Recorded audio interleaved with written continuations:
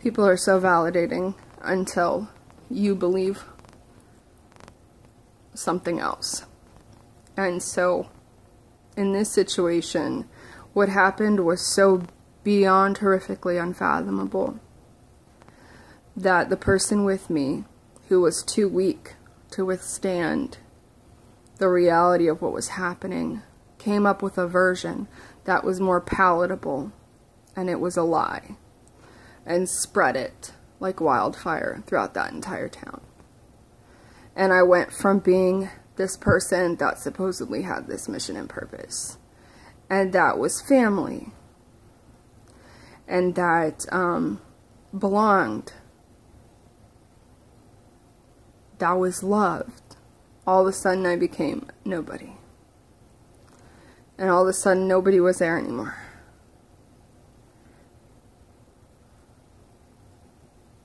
Wow, I don't even know why I'm crying, honestly. I got over this like a long time ago.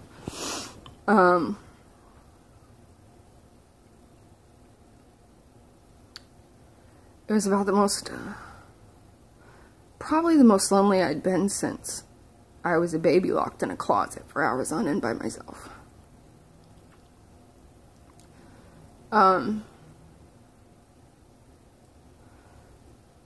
Nobody could deal with the reality of what happened, and I barely could, but the difference is I came home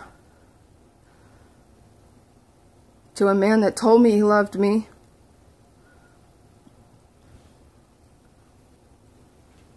to a man who talked about marriage and what we'd name our kids, to a man who completely used me,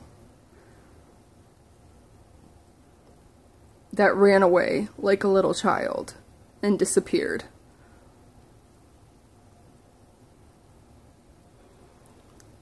The family. The man who said I was a daughter to him, not like a daughter to him.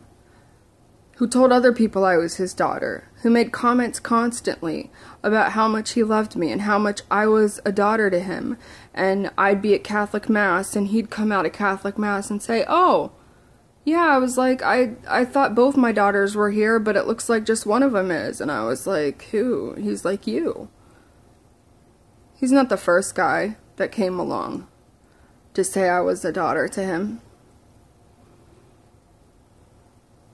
And he wasn't the first one to completely take it back. You know, to imply that someone is a daughter to you requires unconditional love, you know. This was like the most vulnerable point in my life up until then. I was completely done.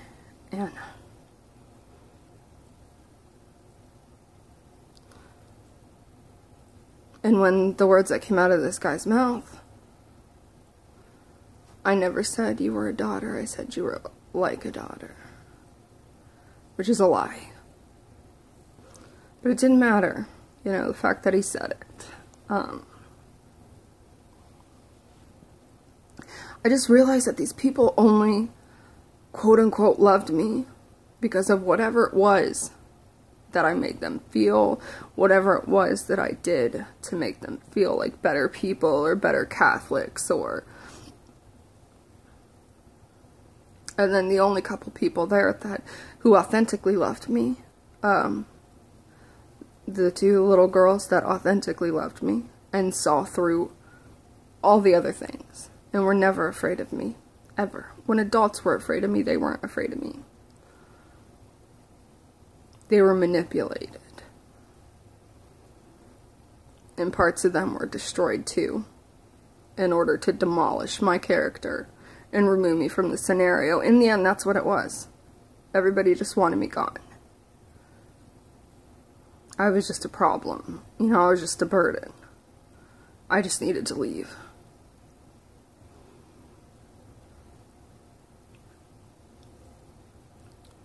The only other time I've experienced unconditional love was with my Mama Joe, and I'm having more of a hard time than I've had almost since the morning I found her dead. the last month or so. It's just been extremely hard. Anyway, I'm getting way off track here. So, I was a mess. And, I didn't know where to go or what to do or where to turn. There was nothing left. There was only this little slight hope of the exorcist in South Carolina helping me, and so I needed to get to South Carolina. And after I realized there was nothing for me to stay for, and the bullying was not going to stop, the harassment was not going to stop, nothing was going to stop until I left.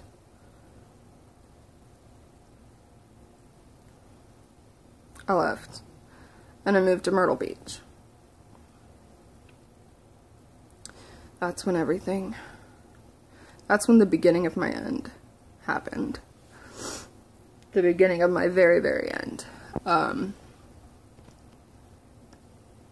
think I mentioned in previous videos, but if not, I first began my battle with addiction in my early teens, but particularly like a consistent addiction would have been from 17 to prescribed painkillers, Vicodin, and then over the years it was mostly painkillers. It would take other videos to go into my addiction story and the pattern of that, and you know, when I got clean and everything, which has now been over a year of sobriety and of being clean, and that is more than I've ever been able to say, honestly. I was clean on my own for a period of time after I came back from Europe, but it was kind of a different situation there. I'd relapsed after the Eitenauer, the specific incident that happened when he had driven me up into the cemetery in various places that night, and what happened on that night, if you guys watched that video. So, my PTSD is starting to kick in. It makes me blank, and so bear with me, guys. So yeah, I had been battling an addiction off and on since 17, and I was 27 when I moved to Myrtle Beach. And I was in Myrtle Beach for 2 years. And it wasn't even a month in that I was already addicted to heroin.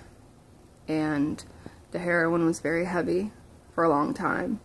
And then eventually got into cocaine and crack cocaine, and the crack was the very end of me.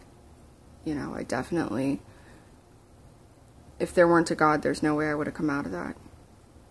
And anyways, the prostitution, how does it happen? As somebody who has an aversion to sex, the one thing that I always said I was going to save for my husband, in a way, even though I had been molested and raped before, so many times for so many years, in my mind I was still able to say, you know, I didn't consent to it. I didn't consent to it. And so I still have my virginity, even though, you know, my hymen was broken, even though I had been raped, even though I'd been molested, I still was a virgin because I did not give it away. It was like the one thing that I had.